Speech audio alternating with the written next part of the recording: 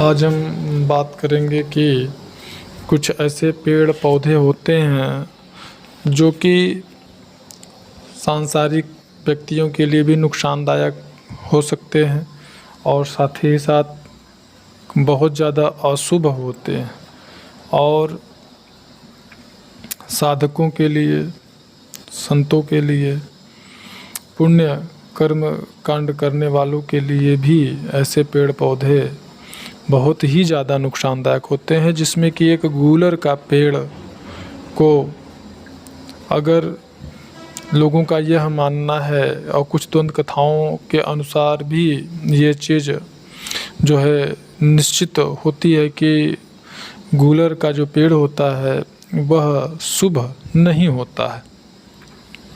ये अलग बात है कि उस पे तमाम प्रकार के पक्षी, चिड़िया इत्यादि जीव जो है बैठते हैं, उनको भोजन भी प्राप्त होता है, क्योंकि गूलर एक ऐसा पेड़ है जो कि हमेशा आप कह सकते हैं कि पूरे वर्ष उसमें फल लगते रहते हैं और गिरते रहते हैं।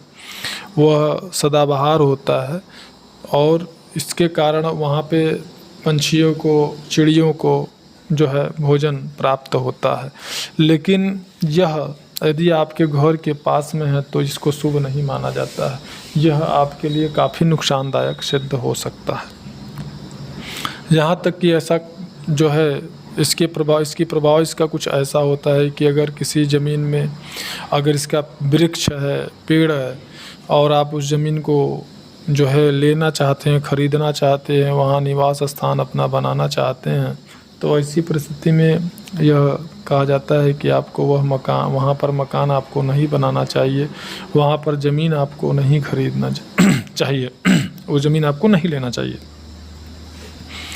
और मुख्य रूप से यहाँ पे मैं ये बताना चाहूँगा कि जो गूलर का पेड़ होता है उस पर, और जैसे आपकी इमली का पेड़ हो गया, तो गूलर का पेड़ हो अथवा इमली का पेड़ हो, कुछ और भी ऐसे वृक्ष हैं जिन पे रात्रि काल में जाना वर्जित होता है। वहाँ पे जो है रात्रि काल में नहीं जाना चाहिए इन पेड़ों के छाँव में।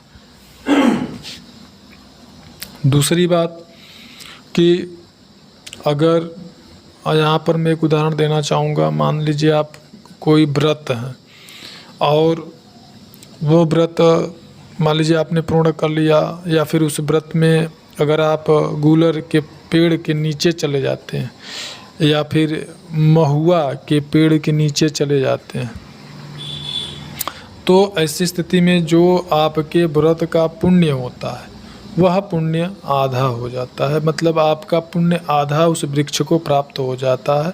ऐसा उन्हें, इन पेड़ों को, इन पौधों को ईश्वरीय कृपा प्राप्त है, जिससे कि अगर आप इसके नीचे चले जाते हैं तो आपका जो पुण्य होता है पूजा पाठ का, व्रत का, वह पुण्य जो है वह ये आधा आपका इनको स्वमेव प्राप्त हो जाता है। उसमें कुछ उन्हें करना नहीं, उस समय उनको प्राप्त, उनके छाँव में जाने मात्र से आपका पुण्य उनको प्राप्त हो जाता है। और जैसा कि मैंने बताया कि ये इस प्रकार अशुभ होते हैं कि अगर इनका पेड़ मान लीजिए आपके घर के आसपास में लगा दिया जाए, आपके दरवाजे के पास लगा दिया जाए, तो क्या होगा, आपकी जो मतलब आय के स्रोत हैं नष्ट होने लगते हैं, परिवार में कलह कलेश उत्पन्न होने लगते हैं। अगर इस प्रकार से समस्याएं आपके सामने, मतलब आप कह सकते हैं कि जो आपका मतलब रहनी है वो बिल्कुल भी डिस्टर्ब हो जाती है, जो आपका पारिवारिक सामंजस्य है वह नष्ट हो जाता है। इसलिए इमली का हो, गूलर का हो या महुआ का हो, ये पेड़ जो है दरवाजे के सामने या अपने घर के सामने होने जो है वो शुभ नहीं होते हैं। इसलिए ये अगर ऐसा है तो उनको निकलवा देना चाहिए।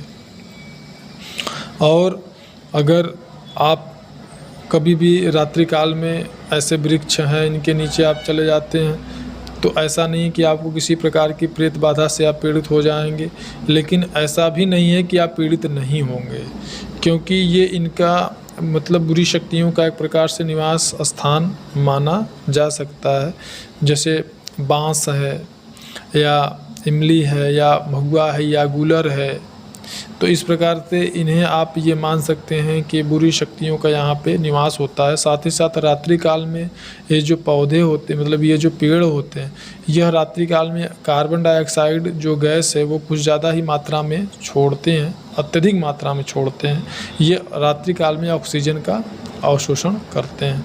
मतलब जो सामान्य पेड़ हैं वो जो है कि रात्रि काल में कार्बन डाइऑक्साइड एक निश्चित मात्रा में छोड़ते हैं और दिन में जो है कि वो अत्यधिक मात्रा में ऑक्सीजन का उत्सर्जन करते हैं, छोड़ते हैं। लेकिन ये जो पेड़ होते हैं अत्यधिक मात्रा में कार्बन डाइऑक्साइड गैस रात्रि काल में छोड़ते हैं।